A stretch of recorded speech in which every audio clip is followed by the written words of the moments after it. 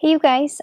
So I did the scenario of the 15-year-old girl who has been spending time with her boyfriend during mutual. And so just kind of like the scenario that I kind of went through, this was kind of hard for me, but it just kind of is as follows. So I would approach her and I would start out just by saying like, "Hey, daughter, whatever your name is, how was your evening?" And I would assume she would just be like, "It was really fun."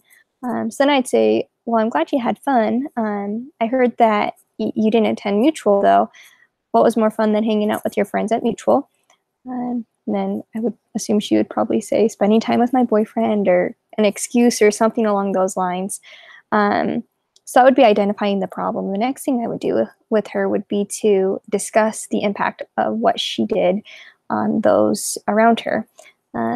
I would just explain that I understand mutual can be kind of boring at times, and that hanging out with your boyfriend is a lot more exciting, but it really worries me as her mother and her dad when we don't know where you're at or the places you're going without our permission.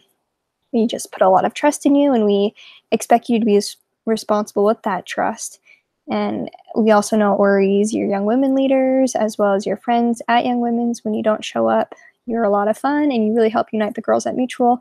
They really look up to you and your example, and so your absence is highly noticed. Um, then it would go into discussing an alternative to the problem.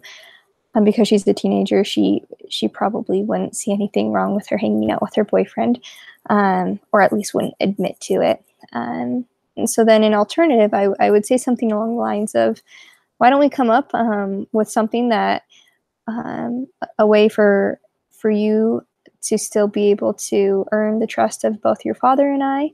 Maybe rather than ditching out on mutual, you could bring your boyfriend over on another night and we could have a barbecue and have games, and you could watch a movie and just do some really fun stuff at home. Or we could go to a park or something like that. That way you could still go to mutual and hang out with your boyfriend without causing so many people to worry just about your well-being and your safety. This is kind of hard because she is 15 and she shouldn't be dating quite yet. Except I think at this point, that is probably not the best way to go about resolving the issue is by rebuking her. I think just trying to help compromise would probably resolve both issues the best. Um, I would also then implement the complement or consequences and punishments of if like your dad and I extend trust to you, but we only continue to do so because we have you've earned that trust and you've shown to us that you're responsible with the guidelines and the rules that our trust contains. And so if you can't be responsible with that trust, we'll have to go to mutual with you and be there the whole time, as well as monitoring just your schedule, your phone usage, things like that, so that we know where you are and we know that you're safe and are having a good time. And I would just make sure that she knew that our future expectations were that we want to continue to give her trust and allow her to have fun and do fun things, except we have curfew and phone rules and scheduling rules and house rules that are there for a reason, and they're a blessing, not a curse. But as we're obedient, that's what makes them the blessing, and so that we just needed her to be responsible with them.